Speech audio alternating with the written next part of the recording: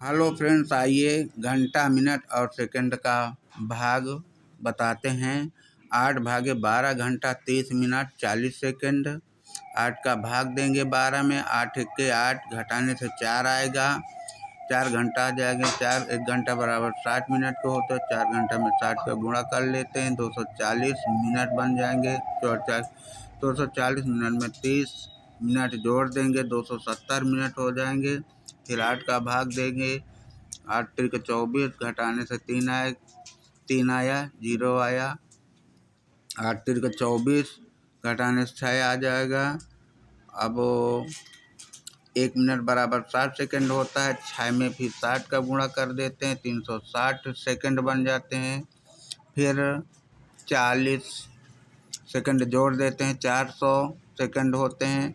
8 को भाग देते हैं, 8 8 5 40, 8 0 0।